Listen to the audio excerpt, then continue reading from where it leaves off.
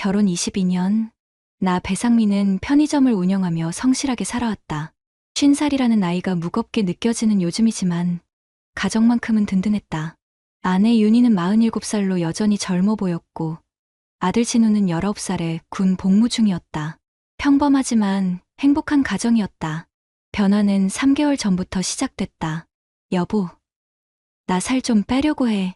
어느 날 저녁 윤희가 갑자기 다이어트 얘기를 꺼냈다. 갑자기 왜? 지금도 충분히 예쁜데.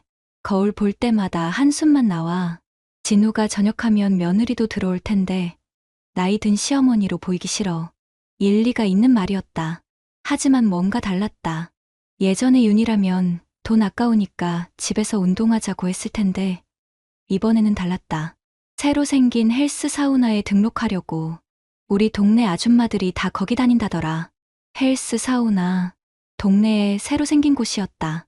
요즘 중년 여성들 사이에서 인기라고 했다. 한 달에 얼마야? 12만 원. 좀 비싸긴 하지만 사우나랑 헬스장이랑 다 있어서 괜찮을 것 같아. 편의점 매출이 좋지 않은 상황에서 12만 원은 부담스러웠지만 아내가 하고 싶다는데 뭐라 할 수 없었다. 다음 주부터 윤희 일과가 바뀌었다. 오전에 편의점 일을 도와주고 오후 2시쯤 되면 화장을 다시 하고 헬스 사우나로 갔다. 처음에는 주 2회였는데 점점 늘어나서 일주일에 4회, 5회까지 가게 됐다.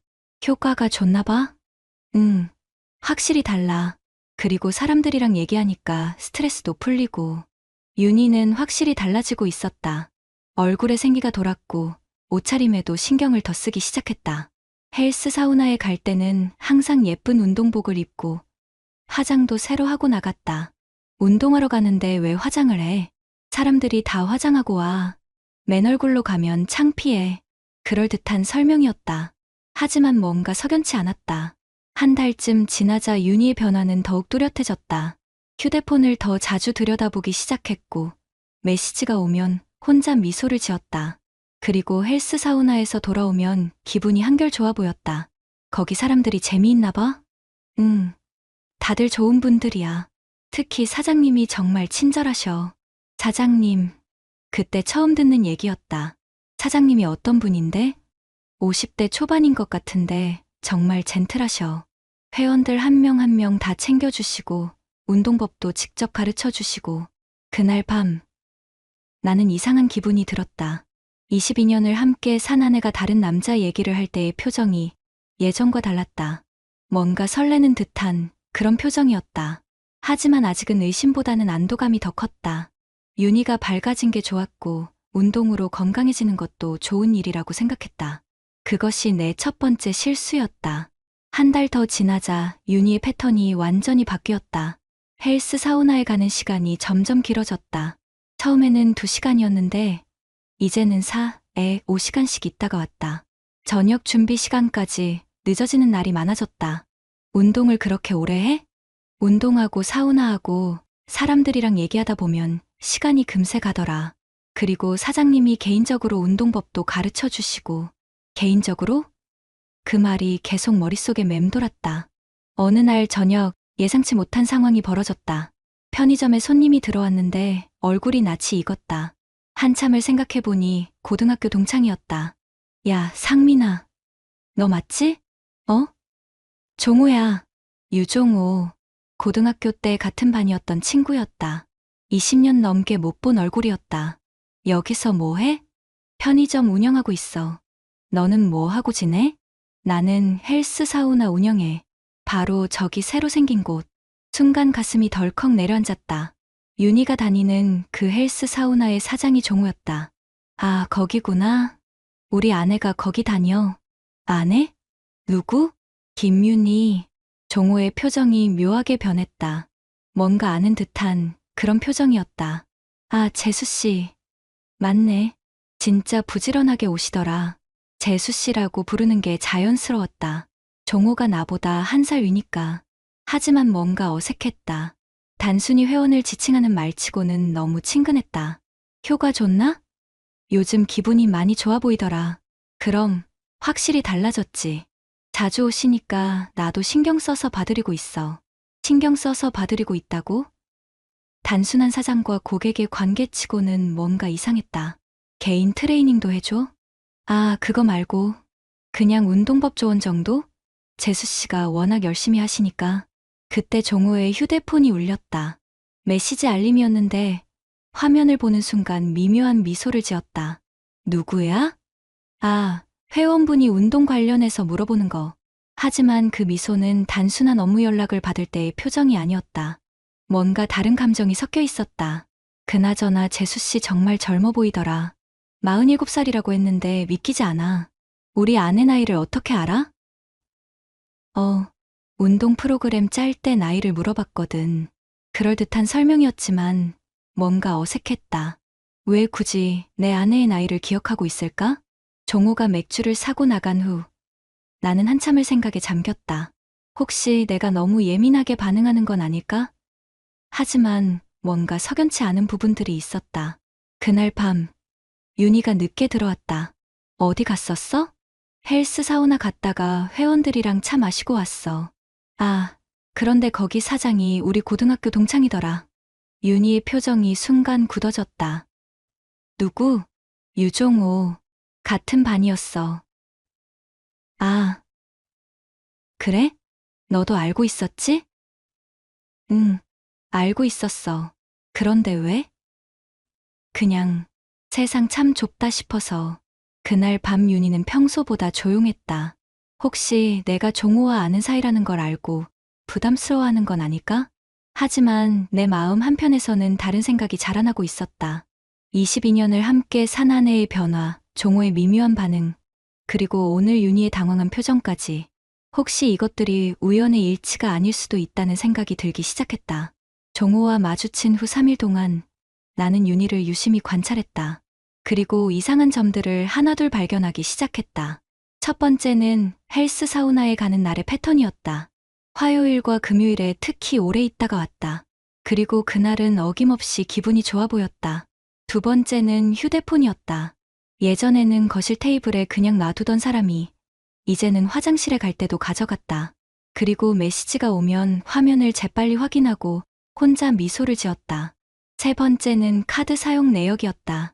가게를 관리하는 내가 매월 확인하는 카드 내역에서 이상한 점을 발견했다. 헬스 사우나 근처 카페에서의 결제가 늘어나고 있었다. 그것도 2만 원, 3만 원씩 비교적 큰 금액으로. 혼자 커피 마시기에는 비싼 금액이었다. 혹시 누군가와 함께 마신 건 아닐까? 가장 이상한 건 지난주 금요일 내역이었다. 오후 3시에 헬스 사우나 결제, 오후 4시에 근처 카페 결제, 그리고 오후 6시에 같은 카페에서 또 결제가 있었다. 3시간 동안 같은 카페에 있었다는 얘기였다. 운동 후에 혼자 카페에서 3시간을 보낼 이유가 있을까? 나는 더 구체적인 확인이 필요했다. 다음 주 화요일 윤희가 헬스 사우나에 간다고 하자. 나는 은근슬쩍 물어봤다. 오늘은 일찍 올 수 있을까? 저녁에 진우한테 전화하려고. 글쎄, 일찍 끝날 수 있을지 모르겠어. 사장님이 새로운 운동법을 가르쳐 주신다고 해서. 또 사장님 얘기였다. 최근 윤희의 대화에서 사장님이라는 단어가 자주 나왔다. 윤희가 나간 후 나는 결심했다. 직접 확인해 보기로. 오후 4시쯤 헬스 사우나 근처에 갔다. 윤희의 차가 주차장에 있는 걸 확인했다. 그리고 1시간 후 다시 갔는데 차는 여전히 그 자리에 있었다. 오후 6시 세 번째로 갔을 때 충격적인 장면을 목격했다.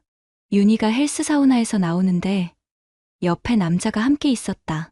종호였다. 두 사람은 자연스럽게 근처 카페로 향했다. 나는 멀리서 지켜봤다. 카페 창가 자리에 앉은 두 사람의 모습이 보였다. 윤희는 평소 집에서 보여주지 않던 밝은 표정으로 웃고 있었다. 1시간 30분 후 두 사람이 카페에서 나왔다.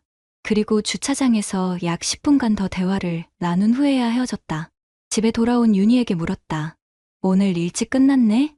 응, 생각보다 일찍 끝났어. 거짓말이었다. 오후 2시에 나가서 8시에 들어왔으니 6시간이었다. 그중 절반은 종호와 카페에서 보낸 시간이었다. 그날 밤, 나는 더 확실한 증거가 필요하다고 생각했다. 다음 날 윤희의 차를 확인해봤다. 블랙박스가 있었는데 혹시 몰라 지난주 녹음 파일을 확인해봤다. 놀랍게도 차 안에서 나눈 대화들이 녹음되어 있었다. 윤희 씨, 오늘 정말 예쁘게 화장했네요. 그래요? 사장님이 밝은 색이 좋다고 하셔서. 맞아요. 윤희 씨한테는 이런 색이 잘 어울려요. 사장님이 아니라 사장님에서 종호 씨도 아니고 서로 외모에 대해 개인적인 코멘트를 주고받고 있었다. 더 충격적인 대화가 이어졌다. 남편은 요즘 어때요? 바쁘죠? 편의점 일이 많아서 저한테는 별로 관심이 없어요. 그럼 외로우시겠어요. 종호 씨가 이렇게 관심 가져주시니까 좋아요. 오랜만에 여자로서 인정받는 느낌이에요. 가슴이 답답해졌다. 이건 단순한 사장과 고객의 관계가 아니었다.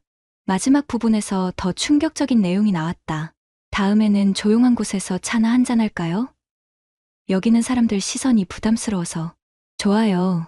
종호 씨와 있으면 편해요. 둘이 따로 만날 약속까지 잡고 있었다. 나는 더 이상 의심할 여지가 없다고 생각했다. 22년 결혼 생활이 흔들리고 있었다. 하지만 아직 정확히 어느 선까지 갔는지는 알 수 없었다. 더 결정적인 증거가 필요했다. 다음 주부터 나는 본격적으로 윤희의 행동을 추적하기 시작했다. 합법적인 방법으로 증거 수집을 시작한 지 2주 만에 결정적인 순간이 왔다. 지난주 금요일 윤희가 헬스 사우나 회원들과 저녁 모임이라며 늦게 들어오겠다고 했다. 나는 그날 직접 확인하기로 결심했다. 오후 6시 헬스 사우나 주차장에 갔다. 윤희의 차가 있었다. 그리고 1시간 후 윤희와 종호가 함께 나왔다. 다른 회원들은 보이지 않았다. 두 사람은 종호의 차를 타고 시내로 향했다. 나는 충분한 거리를 두고 따라갔다. 종착지는 시내 한 호텔의 레스토랑이었다. 두 사람은 창가 자리에 앉아 2시간 넘게 식사를 했다. 멀리서 봐도 분위기가 심상치 않았다. 마주보고 앉아 계속 대화를 나누고 종호가 윤희의 손에 손을 올리는 모습까지 목격했다. 식사 후 두 사람은 호텔 로비로 향했다. 나는 더 이상 따라갈 수 없었다. 집에 돌아온 윤희에게 물었다. 모임 어땠어? 좋았어. 다들 좋은 분들이야. 또 거짓말이었다. 회원 모임이 아니라 종호와 단둘이 만난 것이었다. 그날 밤 나는 더 이상 참을 수 없었다. 다음 날 종호를 직접 만나기로 했다. 오후에 헬스 사우나로 갔다. 종호는 카운터에서 업무를 보고 있었다. 종호야, 얘기 좀 하자. 어? 상민아, 웬일이야? 우리 아내 얘기야. 종호의 표정이 굳어졌다. 조용한 곳에서 얘기하자. 종호의 사무실로 들어가서 나는 직접적으로 물었다. 너 우리 윤희랑 뭐 하는 거야? 무슨 소리야? 그냥 회원이잖아. 회원을 호텔 레스토랑에서 식사시켜줘? 종호의 얼굴이 하얗게 변했다. 그걸 어떻게? 다 봤어. 어제 너희가 호텔에서 식사하는 거. 한동안 침묵이 흘렀다. 종고가 입을 열었다. 상민아, 미안해. 그냥 그렇게 된 거야. 그렇게 됐다고? 22년 친구가? 내 아내를? 처음에는 정말 아무 생각 없었어. 그런데 재수, 윤희 씨가 외로워 보이더라고. 외롭다고 해서 남의 아내에게 손을 대? 손을 댄 게 아니야, 그냥. 대화만 한 거야. 대화만? 호텔에서? 종호는 더 이상 변명할 수 없다는 듯 고개를 떨어뜨렸다. 정말 미안해. 내가 잘못했어. 얼마나 오래됐어? 한 달 정도? 한 달. 윤희가 헬스 사우나에 다닌 지 3개월인데 그중 한 달을 종호와 이런 관계를 유지해온 거였다. 윤희는 뭐라고 해? 윤희 씨도 혼란스러워해. 너무 갑작스럽게 일어난 일이라고. 갑작스럽게? 한 달 동안 계속된 일이 갑작스럽다고? 그럼 이제 어떻게 할 거야? 끝낼 거야. 정말로. 이미 윤희 씨한테도 얘기했어. 나는 더 이상 들을 게 없다고 생각했다. 헬스 사우나를 나와 집으로 향했다. 집에 도착하자 윤희가 거실에서 기다리고 있었다. 표정이 어두웠다. 종호 씨 만났다면서? 응, 다 얘기 들었어. 여보, 22년이야. 22년을 어떻게 생각해? 윤희는 울먹이기 시작했다. 미안해. 정말 미안해. 나도 어쩌다가 이렇게 됐는지 모르겠어. 어쩌다가? 한 달 동안 계속 만났으면서? 그게 처음엔 정말 운동 때문이었어. 그런데 종호 씨가 너무 친절하게 해주고 내 얘기를 잘 들어주고 그래서 나를 배신한 거야? 배신이 아니야. 아무 일도 없었어. 아무 일도 없었다고. 호텔에서 손잡고 있는 걸 내가 봤는데 윤희는 더 이상 변명할 수 없었다. 정말 미안해. 다시는 안 만날게. 헬스도 그만둘게. 하지만 이미 늦었다. 22년 동안 쌓아온 신뢰가 한순간에 무너졌다. 이제 어떻게 하자는 거야? 용서해줘. 한 번만 용서해줘. 하지만 나는 이미 마음을 정했다. 더 이상 이 관계를 지속할 수 없었다. 종호와 윤희 두 사람 모두 대가를 치러야 한다고 생각했다. 다음 날 나는 이혼 전문 변호사를 찾아갔다. 블랙박스 녹음과 목격 사진이 있으시면 충분합니다. 정서적 외도도 최근에는 상간행위로 인정받고 있어요. 변호사의 설명에 따르면 육체적 관계가 입증되지 않아도 지속적이고 친밀한 만남이 혼인관계, 파탄의 원인이 되었다면 상간자 소송이 가능했다. 위자료는 얼마나 받을 수 있을까요? 이 정도 증거면 1,500만 원에서 2천만 원 정도 예상됩니다. 2천만 원. 편의점 순이익으로 따지면 4개월치였다. 적지 않은 금액이었다. 그 주에 소장을 제출했다. 이혼 청구와 함께 종호를 상대로 한 상간자 소송도 동시에 진행했다. 윤희는 처음에 반발했다. 꼭 이렇게까지 해야 해? 아무 일도 없었다고 했잖아. 아무 일도 없었다면 왜 한 달 동안 나한테 거짓말을 했어? 왜 호텔에서 만났어? 윤희는 더 이상 반박하지 못했다. 종고도 찾아와서 무릎을 꿇고 빌었다. 형, 제발 합의로 해결하자. 내가 헬스 사우나 팔아서라도 보상할게. 너는 22년 친구였어. 그런 너가 내 아내를. 정말 미안해. 내가 미쳤었어. 하지만 나는 마음을 바꾸지 않았다. 감정적인 문제가 아니라 원칙의 문제였다. 첫 번째 조정기일에서 모든 사실이 드러났다. 블랙박스 녹음 파일이 재생됐고 호텔 식사 사진들이 제출됐다. 종고와 윤희는 더 이상 부인할 수 없었다. 정서적 외도라고 하더라도 혼인관계 파탄의 주요 원인이 되었다고 판단됩니다. 조정위원의 말에 종고는 고개를 푹 숙였다. 최종적으로 상간자 소송에서 1,800만 원, 이혼 위자료로 500만 원을 받기로 합의했다. 총 2,300만 원. 편의점 점주에게는 결코 작지 않은 금액이었다. 이혼이 확정된 후 나는 편의점을 정리했다. 더 이상 그 동네에서 살고 싶지 않았다. 아들 진우가 전역하기 한 달 전 서울로 이사했다. 아빠, 엄마는 어떻게 돼요? 진우가 전역 후 처음으로 물었다. 엄마는 친정에서 지내고 있어. 가끔 연락은 할 수 있으니까 걱정 마. 아빠가 옳은 일 하신 거죠? 19살 아들의 질문에 나는 고개를 끄덕였다. 그래, 잘못한 사람이 대가를 치르는 게 맞다. 진우는 더 이상 묻지 않았다. 6개월 후 나는 서울에서 새로운 편의점을 시작했다. 규모는 작았지만 위치가 좋아서 매출이 괜찮았다. 진우는 대학에 복학해서 열심히 공부하고 있다. 주말이면 편의점을 도와주러 온다. 아빠, 새로 만날 사람은 생각 안 해요? 어느 날 진우가 조심스럽게 물었다. 아직은. 아빠는 지금 이 생활이 편해. 실제로 그랬다. 50살에 새로 시작하는 삶이 결코 쉽지는 않았지만 마음만큼은 편했다. 더 이상 거짓말을 듣지 않아도 되고 배신당할 걱정도 없었다. 종호의 헬스 사우나는 몇 달 후 문을 닫았다. 소문이 퍼지면서 회원들이 하나둘 떠났고 결국 운영이 어려워진 것이다. 윤희는 친정에서 작은 미용실 일을 돕고 있다고 들었다. 가끔 진우를 보고 싶다고 연락이 오지만 아직은 만나지 않고 있다. 어제 저녁 편의점을 정리하며 생각했다. 22년 결혼 생활이 이렇게 끝난 게 아쉽긴 하지만 후회는 없다.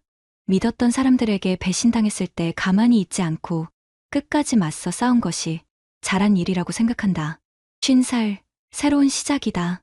이제는 나를 위한 인생을 살아보려고 한다. 구독자님들, 오늘 사연 댓글로 공유해 다른 분들과 함께 의견 나눠보세요.